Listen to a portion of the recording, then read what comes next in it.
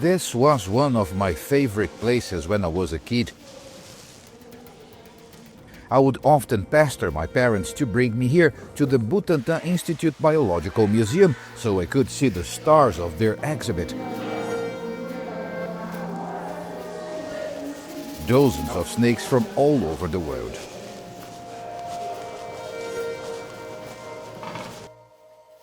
I was fascinated by snakes when I was a kid. Well, I still am. To tell you the truth, I have nowadays a snake of my own, a boa constrictor. I call him Cobra Norato in honor of a mythical snake from the Amazon. But back then, I thought this was just a nice snake farm and serpentarium. Well, I did have a sense it produced anti-venom serums, but I didn't know how important the Butantan Institute was on a global scale as a public health reference and vaccines developer and producer. For generations, Butantan has been Brazil's main source of anti-venom. It makes 90% of the country's serums and ships doses across Latin America. Its vaccine research is decades old too. But it became widely known during COVID-19 when a deal with Chinese company Sinovac brought Brazil its first mass-used vaccine, Coronavac. This is Butantan's vaccine factory. After the partnership established during the COVID-19 pandemic, collaboration with China only increased. Researchers are now working on a new generation of vaccines. One highlight is a vaccine against dengue fever, a disease still hitting hard many countries in the global south. The dengue vaccine was a partnership between Butantan and Chinese lab WuXi Biologics and is now waiting registry with Brazil's health agency Anvisa. Butantan also produces flu, rabies, tetanus and yellow fever shots, millions of doses that supply Brazil and the region. But Brazil's vaccine story doesn't stop here, and to follow it, we head from rainy São Paulo to sunny Rio de Janeiro.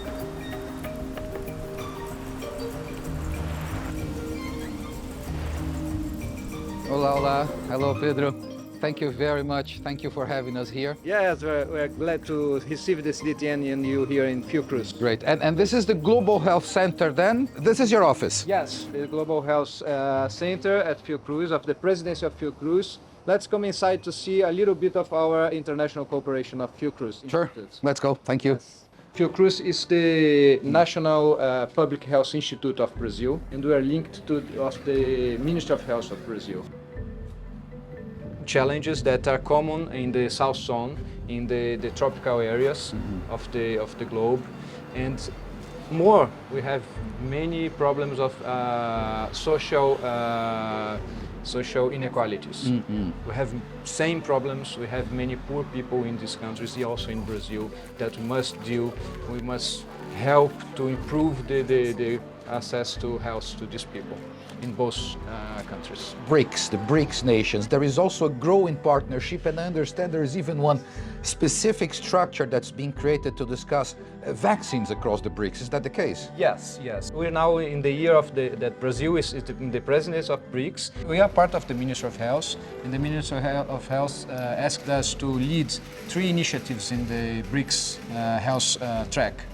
One of them is the Center for Developing Vaccines.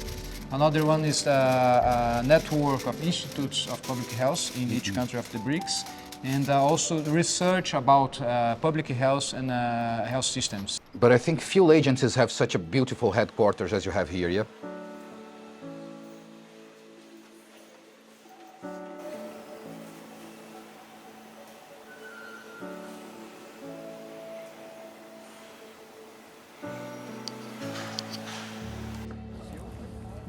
As I walked with Pedro to the entrance of the castle, we passed a group of students visiting this historical site, and even a small handicrafts market for visitors and staff.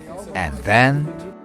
And this is really impressive, beautiful building. It was built in the beginning of the 20th century, is that right? Yes, it was built in that time, it took many years. It was a vision of Oswaldo Cruz, the founder, the founder of the institution, to have a very strong basis for science and health in Brazil.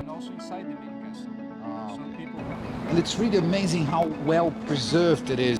Look, this is really nice. Just check the styles, all the colors, and we can see it's really well preserved. All the details. Look up here. It's incredible on the walls, even the floor. Oh yeah, even the floor. Yeah. Specific unit that takes care of the heritage of these buildings and the Fiocruz, which is the Casa de Osvaldo Cruz. Oh, when they have a view of Rio here. Yes. Let's just check the view. And then, almost everywhere you can see the Corcovado. oh yeah, the Christ the Redeemer. Yes. That's it there. And also the sugar loaf. Let's hit the library then. There's so much to see. We keep stopping everywhere, but we're going to get there eventually. Yeah. So this is the library. The furniture, beautiful as well. All vintage furniture, yeah? Yeah. And this is accessible to researchers to check these books. Who can come here and do research? What's the... Any researcher can come here, so Really? must use the books here because this is the ancient books library, so Yeah. they are very old, they are preserved inside. Thank Nice you to very meet much for you. being with us. This was great, and congratulations on your work. Thank you very Thank you. much also for yours. But as I had to wait for Dr. Morel, I used the time to look at some of the important books stored here. I asked librarian Gabriel Costa to bring a couple he considers highlights of their collection. Histórias Naturalis Brasiliae. Natural history of Brazil. Yes, this book is the first register of the fauna and flora of Brazil. Really? Scientifically speaking. He is written all in Latin. In this book, we have a curiosity that some animals have human expressions, human faces. Pictures, yeah. This one looks like a sad crab. A sad crab. This one This first one, is yes. called Annalen der Physik. It's a German periodic, but when Einstein came here in 1925, Albert Einstein. we believe the librarian who works here at the time asked him to sign autograph. it, yeah. That was great. Gabriel, thank you very much for showing us these Thank books. you. It was a Paulo. pleasure It to was be a with you. pleasure. Thank you. From the castle with over 100 years, we moved to Fiocruz's most modern building, now almost ready to open. We went there to meet Carlos Morel, former president of Fiocruz, who in 1998 left for a successful international career at the World Health Organization, before returning as one of the leaders behind Fiocruz modernization. A sort of symbol of this building. In these helical stairs, we want people to remind of the helical structure of DNA. Oh, I see. Of course, that's very symbolic and interesting. Yeah. And you were telling me that in this building there will also be a China-Brazil center. Yeah. We have been discussing with our Chinese colleagues some common goals, mostly with the people from the Institute of Microbiology in Beijing, to have what we call Infectious Disease Research and Prevention Center. We are dealing with infectious disease, but also trying to see how we could prevent these pandemics. That's what we call Disease X. Disease X is a new disease, new pandemic that probably will come in the next, who knows, 1, 2, 10 years, 20 years. What we know is that there will be new pandemics.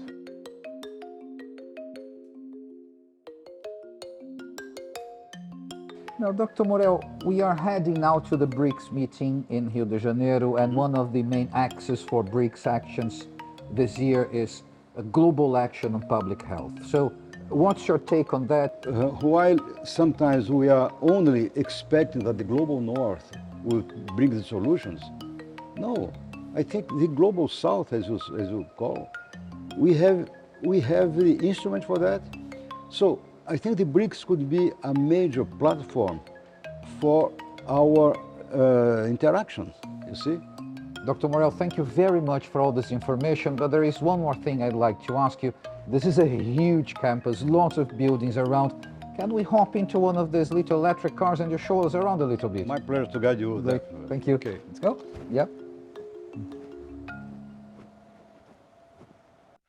The campus is huge and includes an infectious disease hospital and a postgraduate public health school. Around 12,000 people, workers, researchers, and students shared the space. We headed next to the vaccine production facility. So, Dr. Morel, we have arrived also at one of the key points of Fiocruz Institution, which is the Complexo Tecnológico de Vacinas. Vaccine Technological Complex. Yeah. Explain to us what goes on in there. Production. This is really production. So this is our factory, one of the buildings. We have several buildings. In the background there, we have all the buildings for viral vaccines, for bacterial vaccines.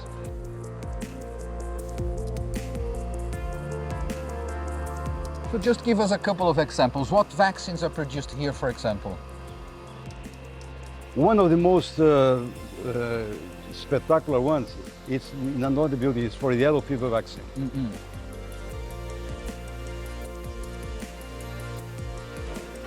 Yellow fever vaccine, Brazil and Fiocruz, we produce almost 70% of the vaccine of the world.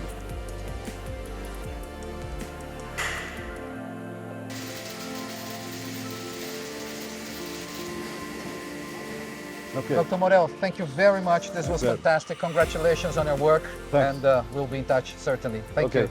For many years, I would drive between my hometown in the greater São Paulo area and Rio de Janeiro, and then would see on the roadside this beautiful castle on top of a hill, but never really had the opportunity to visit the headquarters of the Fiocruz Foundation.